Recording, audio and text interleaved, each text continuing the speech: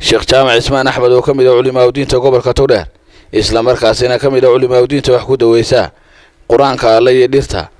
ayaa booqday qoyska ay maalintii shalay ku dhacday mucjisada ka yaabisay bulshada ku dhaqan gobolka Togdheer waxaanu sheekhu ku tilmaamay arrintaas inay tahay mid sixir ah isla markaasina ay muddooyinkii ugu dambeeyay ku soo badanaysay magaalada Burco ee xarunta gobolka Togdheer waxaanu dadka arrintaasi ka ganacsanaya ugu baaqay inay Ilaahay ka baqaan waxaanu sidoo kale dadka muslimiinta ana uga digay inay arrintaasi iska ilaaliyaan oo ay badiyaan dhikriga Alle waxaana ka mid ah hadaladiisii waxaan uga digayaa dadka muslimiinta arrintan reerkan qabsatay ee ku dhacday oo kale aan soo eegnay maanta dadkii markaan u galay ee quraanka aan ku akhrinay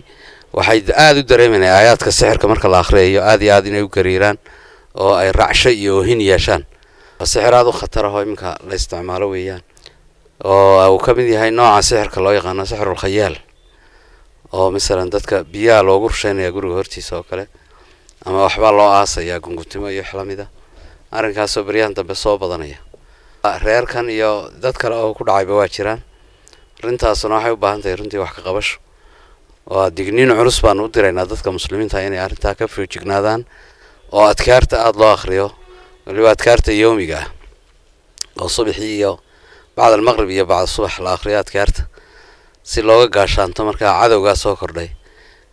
runtii aan cidna u turayn waxa uu gaarsiisan tahay arrinkani in ay nafa ku baxaan ama qod lagu jaro waana arrin markaa ku dhisan xiqdi iyo xaasidnimo iyo danaysi adduunyo arrinkaas waa arrin aad u halis weeyaan Ibrahim Faarax Macaan iyo Cable TV Burco.